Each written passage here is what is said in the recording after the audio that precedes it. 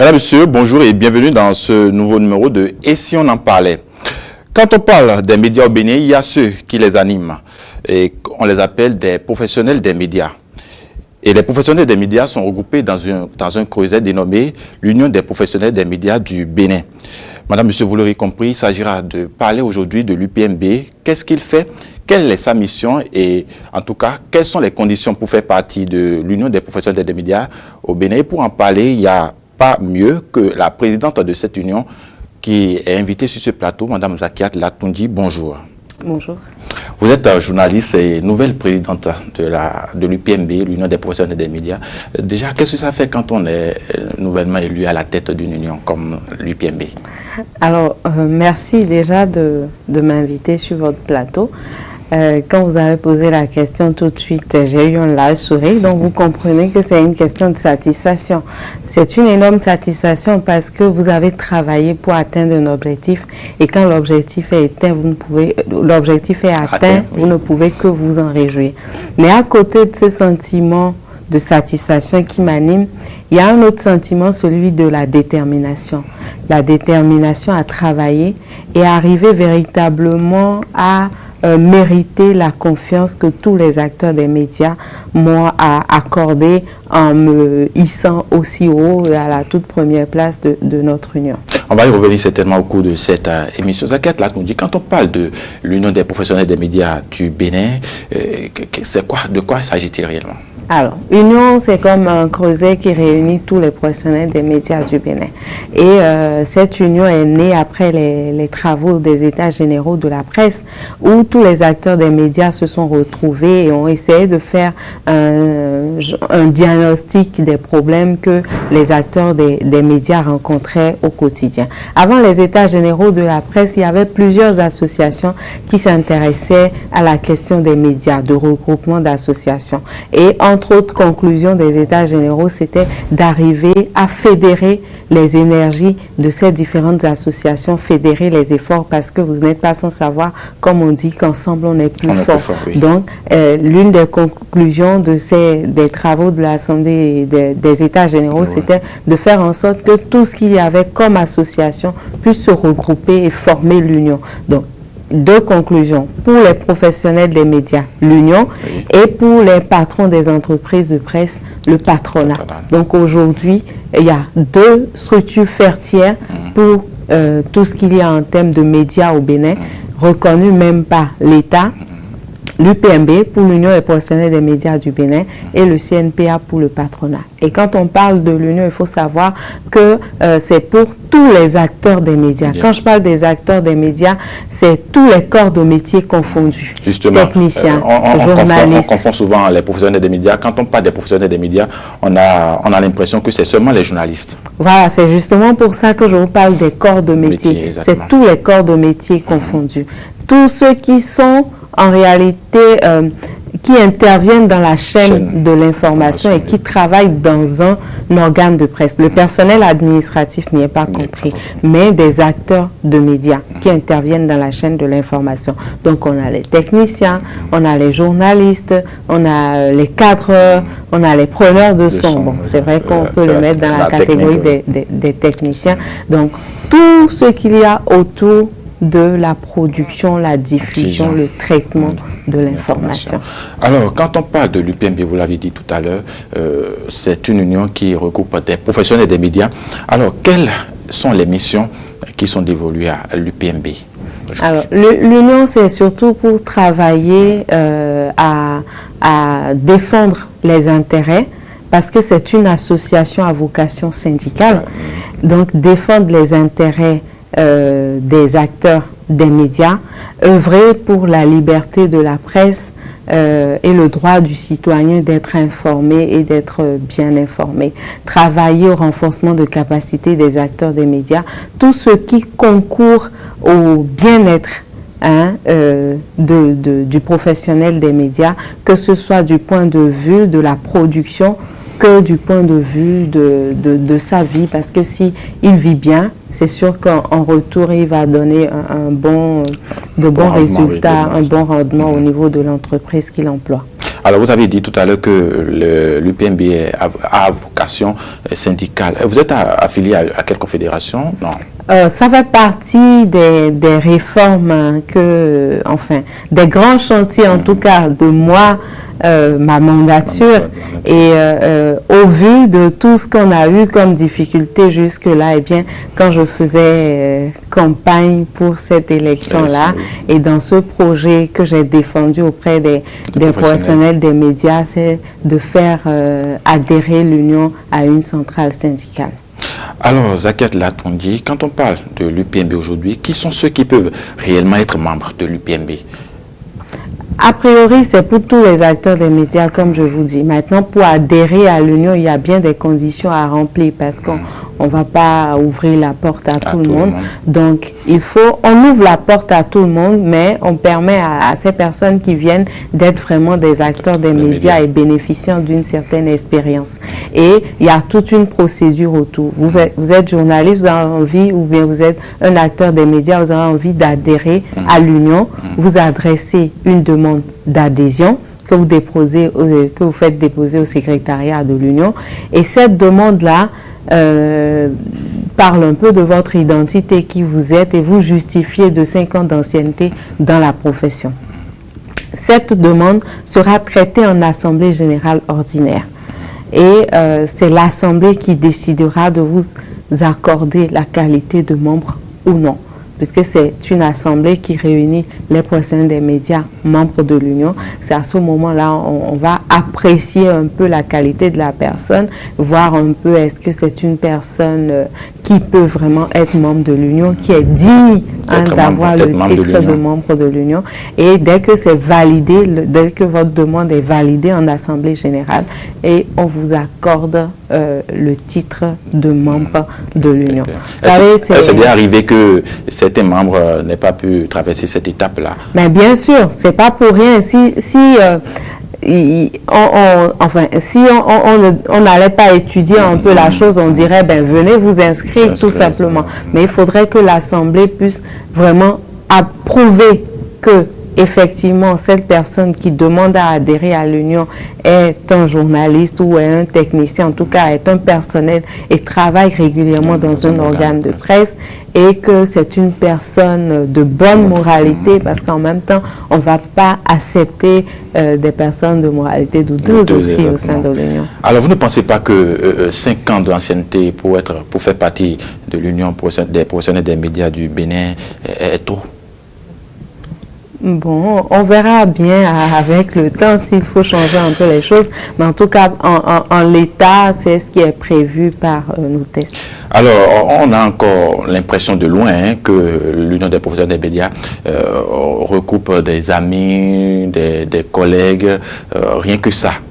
On a l'impression que ce n'est pas ouvert à tous les organes de presse, en tout cas, qui existent sur notre territoire.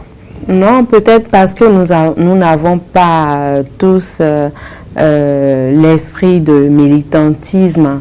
La question de la vie associative est quand même une question assez importante, et tout le monde ne milite pas forcément dans des associations. Et moi, au cours de ma campagne, je disais, j'avais comme thème de campagne unis pour l'Union, pour vraiment montrer à tout le monde que l'Union, c'est notre chose à tous, et que nous devons nous intéresser à la vie de l'Union. C'est tellement facile de rester à l'extérieur et se dire, mais ils sont entre eux, c'est leur affaire, et on ne s'intéresse pas. Et au moment opportun, on vient toujours pour critiquer ce qui est fait. Alors que moi, j'estime que si tous ensemble, on se met ensemble et qu'on travaille, on pourra arranger là où ça ne va pas et tout. Donc moi, par exemple, pour ma campagne, j'ai dit, mon programme d'action est intitulé « Unir pour l'Union » parce que je voudrais que tout le monde puisse travailler ensemble pour la vie de notre Union, ouvrir les portes de notre Union, et que tous les enfants de l'Union puissent venir vraiment à nous. Alors, l'autre chose, c'est que il y a dans certains organes de presse, il y a dans l'Union des professionnels des médias, il y a que certains organes de presse ne sont pas représentés par les membres. Quelles sont les politiques que vous menez au sein de l'Union? Au sein de l'Union. Au sein de l'Union. Non, au sein de l'Union. Au sein de l'Union. Oui. Oui, mais en fait, c'est pas à nous d'aller vers les gens et leur dire, bon, on a peut-être l'obligation de les informer par rapport à l'Union. Oui. leur dire les conditions d'adhésion. Mais après, on ne va pas forcer quelqu'un à adhérer à l'Union. Donc déjà, il faut qu'on apporte l'information pour dire ce n'est réservé exclusivement ni aux acteurs des médias du secteur public ou du secteur privé, mais c'est pour tous les acteurs des médias. Autre chose, en parlant de tous les acteurs des médias, que ce n'est pas réservé simplement aux journalistes, parce qu'il y en a qui pensent que c'est une affaire de journalistes. Oui. Donc ça, c'est l'obligation que nous avons à amener l'information vers les gens et leur dire c'est notre chose. Mais après, c'est chacun qui décide s'il veut appartenir ou pas. Si je suis un professionnel des médias du Bénin et que je ne veux pas adhérer à l'Union, on ne me forcera pas. C'est une association et on est libre d'appartenir à une association ou pas. Donc, il n'y a aucune politique au niveau de l'UPMB qui puisse susciter l'engouement au niveau de l'Union. Il y a bien sûr des politiques. On veut bien que les gens viennent, c'est ce que j'essaie de vous expliquer. Mais après, puisqu'il y a des contraintes, c'est une association. Et vous savez très bien qu'une association vit d'abord sur les cotisations de ses membres. Et donc, quand vous êtes membre d'une association, il y a des obligations. Vous devez payer vos cotisations à temps. Est-ce que tous autant que nous sommes prêts à être membre d'une association et à être à jour vis-à-vis de nos cotisations? Ça, c'est encore un autre problème. Donc, si les gens pensent qu'ils peuvent vraiment remplir ces conditions et qu'ils sont prêts, nous, on met en place cette politique-là pour les associer à la cause. Mais après, c'est chacun qui décide. Mais nous, on fera quand même la sensibilisation, on apportera l'information. Alors, au jour d'aujourd'hui, en tout cas, est-ce qu'on peut estimer un nombre de professionnels de médias qui sont dans l'Union? Oui, on en a beaucoup, Et avec le temps, vous savez, les gens, il y a des reconversions, il y en a qui partent à la retraite. Et donc, pour cette 6e mandature qui va commencer très bientôt, nous allons faire une actualisation du répertoire des membres de l'Union. Et comme les tests nous permettent également d'avoir des membres d'honneur, et donc nos doyens qui sont les pères fondateurs en quelque sorte de l'Union, nous allons les classer dans le groupe des membres d'honneur de l'Union et ouvrir vraiment aux plus jeunes aussi pour leur permettre de profiter des avantages qu'il y a à rester dans un groupe. Donc ça, je n'ai pas des chiffres exacts à vous donner, mais par exemple, on peut estimer à plus de 500, les membres de l'Union. Mais dès qu'on va faire ce gros travail de toilettage de notre fichier, où nous allons actualiser notre répertoire, on pourra dire avec exactitude le nombre de membres qui composent l'Union. Alors, vous avez parlé tout à l'heure des retraités, des professionnels des médias qui sont à la retraite aujourd'hui. Qu'est-ce que l'Union fait? Ou carrément, l'Union est juste là pour ceux qui sont encore en fonction? Pour tout le monde, pour tout le monde. Et d'ailleurs, ceux qui sont à la retraite, qui ne sont plus vraiment actifs et tout ça, on peut toujours profiter de ces personnes-là, profiter de leur expertise parce qu'ils ont travaillé des années durant, ils ont des acquis qui peuvent mettre au profit de tous les professionnels des médias qui travaillent aujourd'hui. Et vous me permettez de revenir encore sur un des points de mon programme d'action, c'est de favoriser les rencontres intergénérationnelles pour que nous puissions aller à l'école de nos anciens. Vous savez très bien qu'aujourd'hui, la pratique n'est plus vraiment ce que ça doit être. Est-ce que nous respectons les codes, les prescriptions, les règles du code d'éthique et de déontologie? Les difficultés aujourd'hui ne sont pas vraiment ne diffèrent pas de ce que nos aînés ont rencontré, mais comment en ce temps ils sont arrivés quand même à régler la situation. Il y a quelques années, la question des perdièmes ne se posait pas de la même manière qu'aujourd'hui. Qu'est-ce que nos aînés peuvent nous apprendre dans la matière? Et donc, au cours de cette 6e mandature, nous allons travailler à favoriser ces rencontres intergénérationnelles pour puiser à la source des anciens. Vous parlez des pédièmes tout à l'heure. Il y a que pendant la mandature dernière, on a pensé supprimer les pédièmes. Les journalistes ne sont pas contents.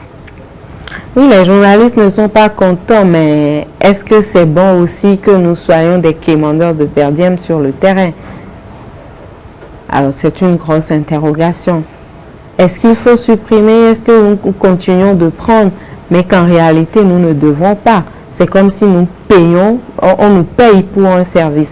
Est-ce que ce faisant, nous allons pouvoir rester impartial dans le traitement de l'information? C'est autant de questionnements. Maintenant, si on doit supprimer, on va faire le plaidoyer auprès de nos patrons de presse, parce que si on court après les perdièmes, ce que je ne veux pas justifier ici, c'est quelquefois parce qu'on n'est pas bien payé dans nos organes. Donc on se dit, ça va nous aider à arrondir un peu les fins du mois.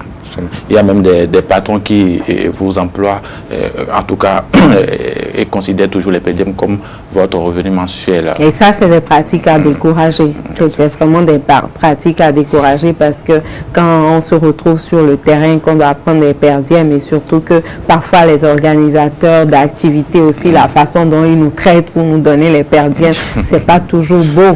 Et moi, je crois qu'on doit essayer d'avoir de meilleurs comportements.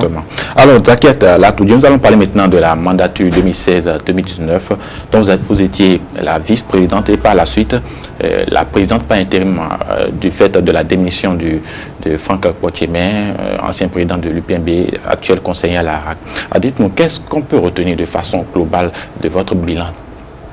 Oh, beaucoup de choses, énormément de choses. Et je voudrais saluer, si vous le permettez, le leadership du président Franck Potiemé, qui a beaucoup travaillé à la tête de l'Union au cours des 3 dernières années.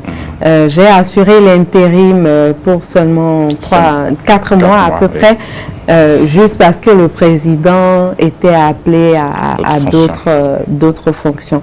Et donc, si on doit faire un bilan aujourd'hui, il y a un grand chantier que nous avons entamé au cours de la 5e mandature sous le leadership, bien entendu, du président Franck Potiemé. C'est la question de la formation et de la spécialisation.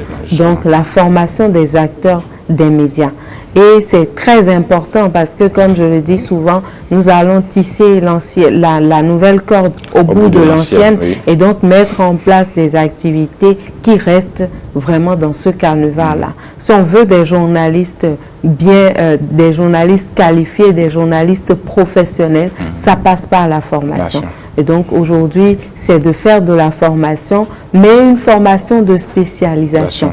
Donc, il ne s'agira pas d'avoir des journalistes formés et des journalistes un peu, monsieur, je sais faire tout, des journalistes à tout faire, mais des journalistes spécialisés dans des domaines donnés, de sorte qu'on puisse avoir de nouveaux types de journalistes, des experts sur des questions spécifiques qui pourront vraiment mettre leurs connaissances au profit de tous. Quand on va prendre une thématique donnée ou bien on prend un domaine donné, qu'on puisse se dire, ah, tel journaliste, c'est un expert dans le domaine, on le reçoit sur des plateaux de télévision, on le reçoit au cours des rencontres un peu partout, il apporte son expertise. C'est un peu à cela que nous voulons arriver, des journalistes spécialisés dans des domaines bien précis. Alors, c'est vrai que la spécialisation est une bonne chose, mais aujourd'hui, beaucoup de gens se recrutent sur les critères de polyvalence. Aujourd'hui, dans les organes de presse, que prévoyez-vous par rapport à cela? Oui, il y a d'abord une formation de base. Il y a la formation de base. Nous ne sommes pas contre la formation de base. La spécialisation, c'est un acquis supplémentaire. Et donc, l'employeur qui veut bien engager quelqu'un, quand il sait que non seulement il est polyvalent, comme vous le dites, il est content parce qu'il y a des prérequis, il y a une formation de base et il y a d'autres acquis en plus. Donc, ça ne fait que apporter un plus pour le professionnel lui-même et ensuite pour l'entreprise qui décide de l'engager dans sa structure. Alors, qui sont ceux qui peuvent participer à des formations organisées par l'UPMB, par exemple? Parce qu'on a l'impression que quand les gens de formation sortent comme ça, ce sont des regroupements de journalistes qui participent et puis s'en sortent. Ben non, pas du tout, pas du tout. Et ce que nous avons commencé par faire depuis quelques temps aussi, c'est que quand nous avons des opportunités de formation, nous lançons l'appel à candidature.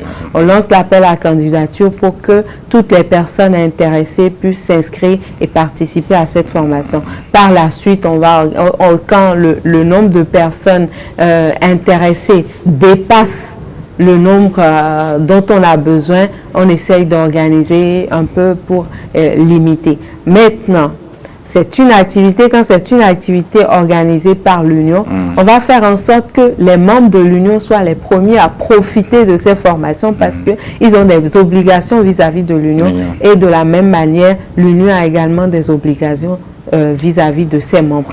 Qu'est-ce qui fait que moi, en tant que membre de l'Union, je suis content de payer mes cotisations et de payer mes cotisations de façon régulière? C'est parce qu'il y a des avantages en tant que membre de l'Union dont je peux profiter. Donc, on va, ça va être une discrimination, mais une discrimination positive. Faire en sorte que les membres de l'Union soient priorisés sur les différents avantages qu'offre l'Union. Ce serait une autre façon de faire pression sur toutes ces personnes qui ne sont pas encore membres de l'Union, de rejoindre la grande famille. Alors, Zakia Attala, on parlait tout à l'heure de la spécialisation des journalistes. Aujourd'hui, la mandature dernière l'a entamée et vous devez poursuivre. Aujourd'hui, quand on parle de spécialisation des journalistes, est-ce que c'est désormais une réalité dans la presse béninoise? Oui, c'est une réalité. C'est une réalité qui a commencé, qui va se renforcer davantage. Et il y a aujourd'hui le numérique aussi qui offre énormément d'opportunités.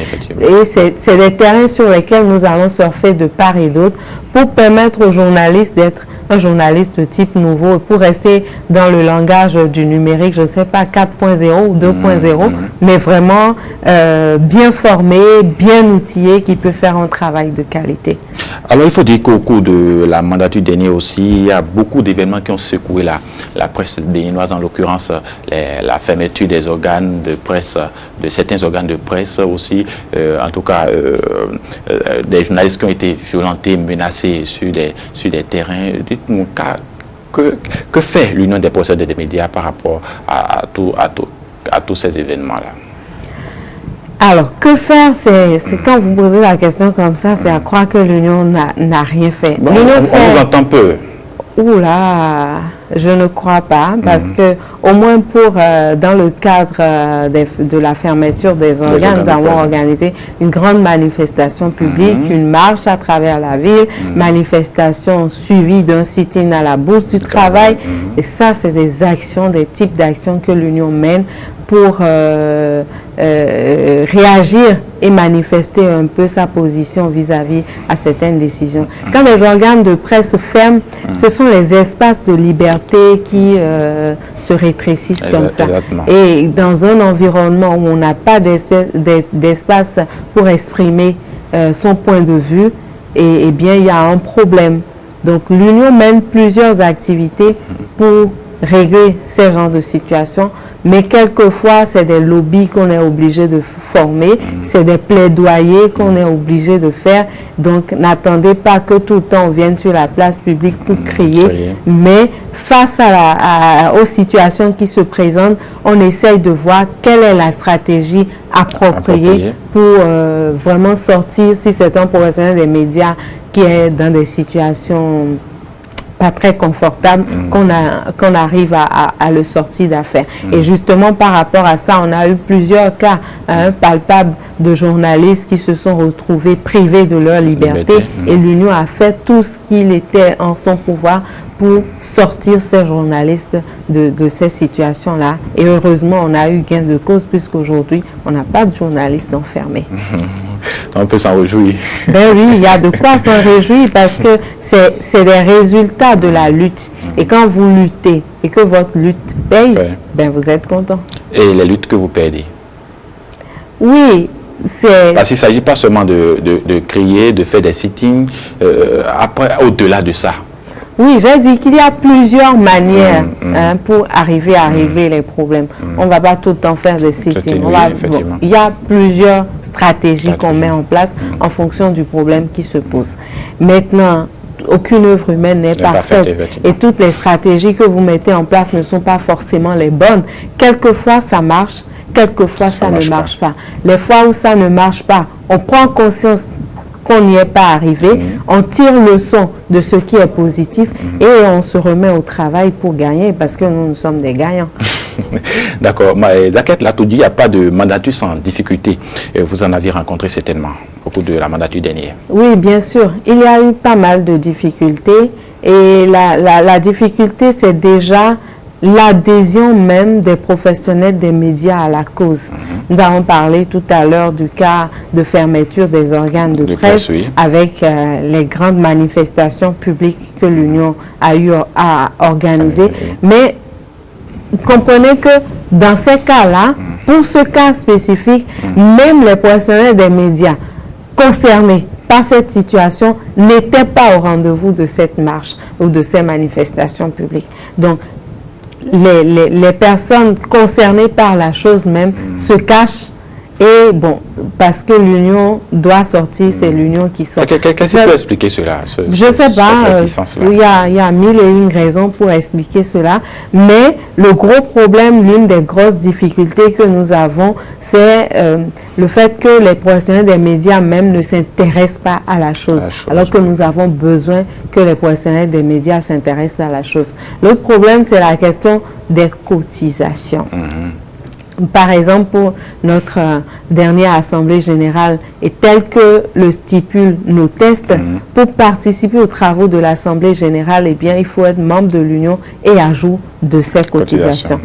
Malheureusement, nous ne payons pas. Nous n'avons pas la culture de la vie associative et c'est toujours à la veille parce que, bon, il y a l'échéance, il y a la question de l'élection et c'est toujours à la veille des assemblées, de l'Assemblée générale élective que vous sentez un certain engouement. Mais à ce moment, le coût pèse sur les professionnels des médias. La cotisation est à 1000 francs par mois pour chaque acteur des médias. Et un mandat, c'est 3 ans. Selon les tests, il est prévu qu'une fois par an, on organise une Assemblée générale ordinaire. Donc, théoriquement, si je suis professionnel des médias et que je suis membre de l'Union, je dois à l'Union 12 000 francs par an. Par an, à raison de 1000 francs par mois. Oui. Et c'est avec ces 12 000 récupérés chez X, Y, à récupérer, enfin, associés, qu'on a totalisé, voilà, qu'on arrivera à organiser l'Assemblée générale parce que ce n'est pas le surfinancement d'un partenaire qu'on va organiser une Assemblée générale. L'Assemblée générale sera organisée sur la cotisation de ses membres. Et souvent, les gens ne payent pas les cotisations. On lance les appels à cotisation sans suite. Et donc, quelquefois, on n'arrive pas à organiser l'Assemblée générale à temps et on se retrouve à la veille de l'Assemblée générale élective et comme on veut rester conforme aux dispositions de nos tests, on est bien obligé d'aller aux élections. Pour aller aux élections maintenant, on va courir et là ça pèse encore plus sur le professionnel des médias parce qu'au lieu de payer 1000 francs par mois pour être à jour de ces 12 000 francs à la fin de l'année, il se retrouve à la fin de 3 ans où il n'a rien payé du tout. Et aujourd'hui, et à ce moment, si on doit lui demander de payer quelque chose, il s'agira pour lui de payer 36 000 francs avec tous les problèmes que vous savez bien qu'on rencontre. Est-ce que les acteurs des médias sont prêts à payer 36 000 francs parce qu'ils doivent participer à une assemblée générale? Voilà, entre autres difficultés qui font qu'on n'arrive pas à atteindre les objectifs à temps. Ok. Et donc après cette mandature, vous avez senti le désir de revenir maintenant pour prendre la tête de l'Union. Une candidature féminine à ce poste, c'est la toute première fois dans la vie de cette Union. Qu'est-ce qui a suscité cette envie-là? Mais il faut une première fois à tout dans la vie. Il faut bien que ça commence. Peut-être que pour une fois que moi je suis arrivée à franchir ce cap-là, à la prochaine Assemblée générale élective, on aura beaucoup d'autres femmes qui vont se présenter pour ces élections. Qu'est-ce qui a suscité la candidature? C'est d'abord parce que j'adore le militantisme associatif et la vie associative depuis toute jeune j'ai été membre de plusieurs associations. Et donc, quand je suis arrivée dans la presse aussi, j'ai dit, ben, s'il y a une association, eh bien, je vais m'intéresser à la chose. Et je voudrais rendre hommage à une personne sur ce plateau qui m'a amené aussi à aimer véritablement la participation aux activités de l'Union. C'est Maître Brice Oussou, qui est l'un des anciens présidents de l'Union. Donc, au moment où il était président de l'Union, j'ai participé à plusieurs activités organisées par l'Union. Donc ça m'a donné vraiment envie d'être membre actif de l'Union. Et par la suite, pour la 4e mandature, qui était la toute première expérience de l'ancien président Franck Coutumin, il a bien voulu me solliciter comme membre de son bureau. Donc j'étais trésorière générale au cours de cette la quatrième mandature. À la fin de la 4e mandature, vous savez, les tractations de veille d'élection et autres, il m'a proposé d'occuper le poste de premier vice-président de l'Union. C'est comme ça que je me suis retrouvée première vice-présidente de l'Union. Par la suite, 3 mois avant la fin de son mandat, il a démissionné et en ma qualité de première vice-présidente, je devais assurer l'intérim. Et à ce moment-là, c'est vrai que j'avais déjà l'idée et la volonté, mais vous connaissez bien la femme, hein, quelquefois on a peur de prendre des décisions, on hésite un peu sur les bords.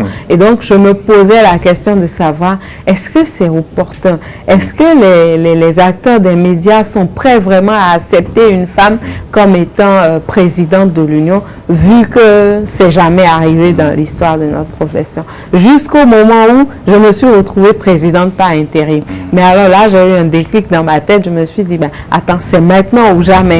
Ou je fonce ou je m'arrête. Parce que je ne vois pas comment je continue à militer si à l'étape de présidente par intérim, je ne monte pas. J'ai dit, bon, d'accord, je me lance, je fais l'expérience pour voir. Et j'ai lancé dans l'opinion comme une balle d'essai. Et ça a pris très rapidement. Et de part et d'autre, les gens venaient vers moi, me motivaient, m'encourageaient à continuer. Et je me suis dit, ben pourquoi pas. Et donc, tac, j'ai formé une petite équipe et on s'y est mis à fond, mais voilà, les résultats sont là. Et justement, vous avez été élu lors de l'Assemblée générale élective le samedi 3 août dernier.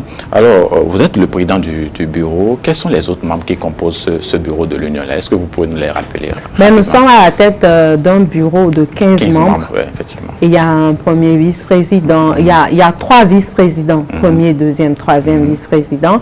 Et ensuite, on a des secrétaires à l'organisation, secrétaire à la formation, chargé de la formation, un trésorier général adjoint, un secrétaire chargé des affaires sociales, un secrétaire chargé de loisirs. C'est quand même un bon paquet de 15 membres pour vraiment faciliter la vie au sein de l'Union et coordonner les différentes activités de l'Union. Alors, voilà, le bureau a été élu. Il ne reste que les défis qui vous attendent. Parlant de défis, quels sont, selon vous, le premier défi que vous deviez, en tout cas, commencer? Alors, d'abord, avant de répondre à votre question, nous avons organisé l'Assemblée générale élective le 3 août pour rester conforme à nos tests qui stipulent que l'Assemblée générale élective est organisée 30 jours au moins ou 40 jours au plus avant la fin du mandat en cours. D'accord? Donc, cette mandature, la 4e, la 5e, c'est la 5e mandature de l'Union qui est actuellement en cours, elle prend fin le 4 septembre. Et après, à partir du 4 septembre, le nouveau bureau élu va continuer ses activités. Donc, après l'élection des membres du bureau, il y a une période de transition pour la mandature finissante d'arriver à la fin de son mandat. Ensuite, on organise une cérémonie d'installation des membres du nouveau bureau et maintenant cette nouvelle mandature qui sera la 6e mandature de l'Union va se mettre au travail. Alors maintenant, pour en revenir à la question, les défis sont vraiment énormes.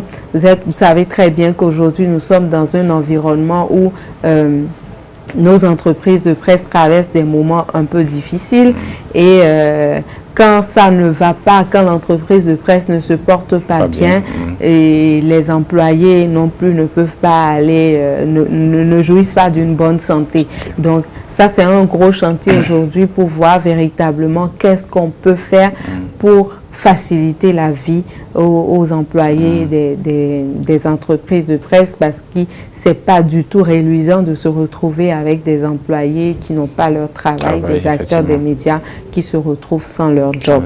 Donc ça, c'est un gros défi sur lequel nous allons travailler.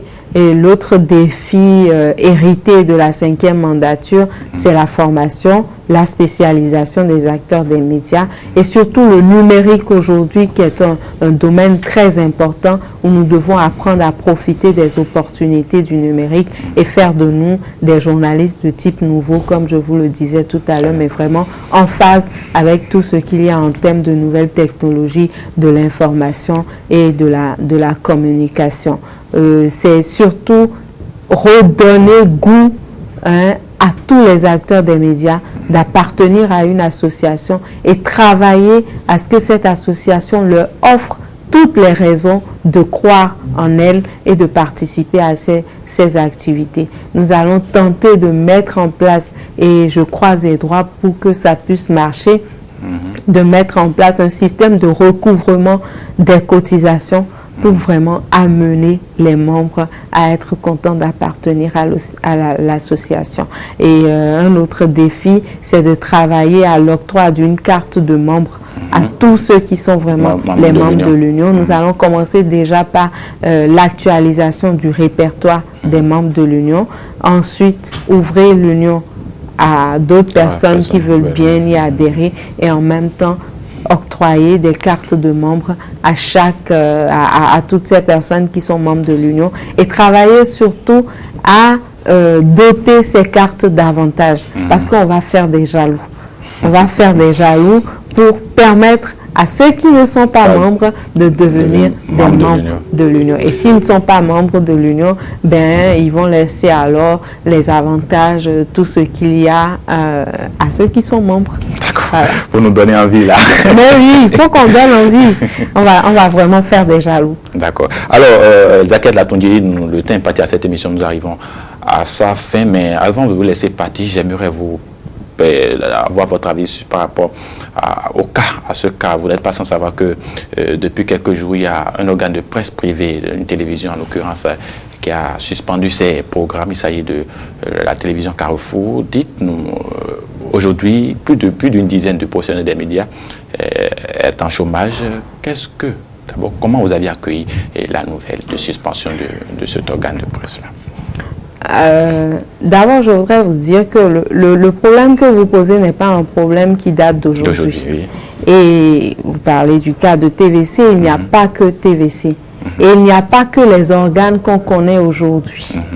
Donc, il y a beaucoup d'autres organes qui sont dans la même situation. Et ce n'est pas les situations qui peuvent nous réjouir du tout. Donc, c'est avec beaucoup de désolation que nous constatons qu'il y a des situations du genre qui se posent, mais en réalité, comme j'ai dit, ce n'est pas des situations qui datent d'aujourd'hui, c'est des situations qui sont bien antérieures. Et il faut qu'on comprenne aussi que, comme j'ai dit, je l'avais dit tout à l'heure, quand une entreprise de presse ne se porte pas bien, les employés non plus ne se portent pas bien. Et c'est ce qui nous engage, nous autres, parce qu'en réalité, tout ce qui relève des organes de presse sont de la compétence du patronat. Mais s'il y a patron, c'est qu'il y a employé. Et voilà pourquoi nous autres, nous sommes interpellés. Et face à une telle situation, on ne peut pas rester les bras croisés. Donc nous essayons de faire ce que nous pouvons faire pour améliorer un peu la situation. Zakiath Latondié, nous sommes au terme de cette émission. Si vous devez conclure. Si je devais conclure, c'est vous dire merci. Merci pour l'invitation. Aussi remercier tous les acteurs des médias du Bénin. C'était pas gagné d'avance. Donc les remercier pour la confiance qu'ils ont accepté avoir en moi et surtout les rassurer que toute l'équipe qui m'accompagne, parce que je suis à la tête d'un bureau exécutif de 15 membres, fera de son mieux pour qu'à la fin de ces 3 ans, ils soient contents d'avoir fait pour la toute première fois confiance à une femme pour gérer notre union. Et je pense même que ils vont regretter, les acteurs des médias vont regretter de n'avoir pas fait plus tôt confiance à la femme pour être à la tête de notre union. Mais pour finir, surtout, c'est de dire que c'est ensemble qu'on sera plus fort. L'atteinte des meilleurs résultats ne dépendra pas que de nous. Et donc, je voudrais que chacun, à son niveau, puisse apporter un peu du sien pour que nous arrivions à la fin à célébrer les grandes victoires, à mettre à l'actif de cette 6e mandature. Donc, revenons ici faire le bilan des 3 ans de votre gestion. C'est sûr. Alors, Zakiat Latondi, merci d'être passé. C'est moi qui vous remercie. Beaucoup de courage à vous et bonne mandature. Merci. Madame, monsieur, vous l'aurez compris, nous sommes au thème de cette émission. Et si on en parlait de ce jour, ça s'achève ici. Merci de nous avoir suivis et au prochain numéro.